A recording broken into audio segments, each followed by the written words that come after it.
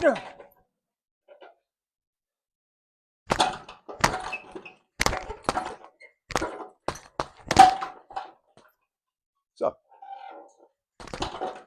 here I am punching the bag and thinking about things, which is good. Good way to think. Now, there's been a lot of talk in the Australian papers about One Nation Party saying they want to be a monoculture in Australia. G'day, mate. How you going? All right? Have a beer. Well, not necessarily that culture, but get along. Everybody does their thing. Everybody gives them space to do their thing, and it doesn't rub up against anybody. And they get to live their life and raise their family and do all those wonderful things. As it is in many countries, like if you go to France, what does it mean to be French?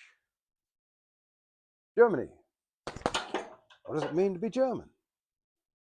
British, what does it mean to be British? And Italy, now Italy. Years ago, I bought a property in Italy, in Tuscany, which is funny because I've never written about it. I've written several books, none of which anybody reads, but I have never written about Tuscany. I'm probably ignoring the one subject that would probably sell a couple of copies. And myself and my girlfriend, we got a permanent visa to live in Italy and to work. I was writing some odds and sods for film and television, eking out a minor existence, and so I had so-called a job. And I tried to learn Italian. Well, pushing water uphill. Snowy too, don't get me started on that. It was very difficult to learn a foreign language well after middle age. One of the complaints that the media are trying to beat up is about One Nation talking about people not speaking English at home when they come to Australia.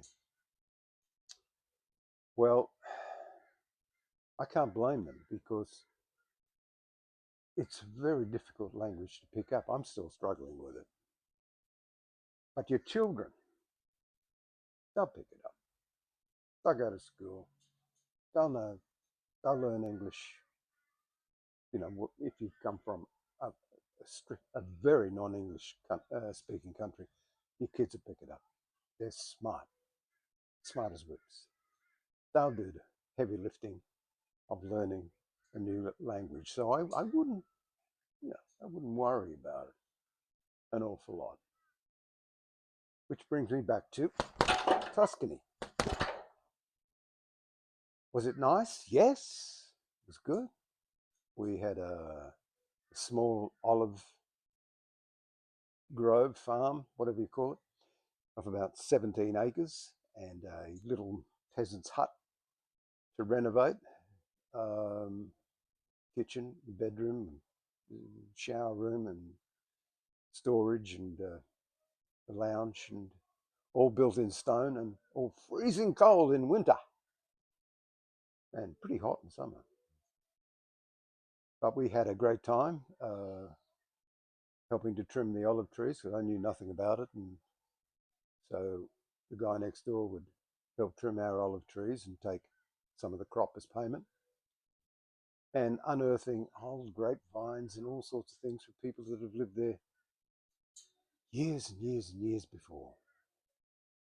Yeah, it was nice, but couldn't make a living, couldn't survive, sold it, and the rest is history. But the lesson in that for me was I couldn't have learnt more than what I used to call supermarket Italian in order to ask for vegetables and meat and the cut of this and a piece of that, and down at the lumber yard for some timber and so forth, and the sizes I wanted dressed. In stumbling Italian, I couldn't have gone any further than that, I don't think. It just didn't ring. So, folks, don't worry about somebody coming to this country that struggles to learn English for the rest of their life, because their kids will pick it up. They'll do great. And what's great about this country is no one's going to stop those kids from doing great. I think that's the lesson of the Australian way. No one's going to stand in your way, pardon me, except government and councils and all the bureaucrats.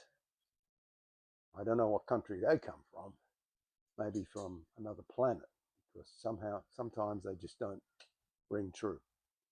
However, for the rest of you,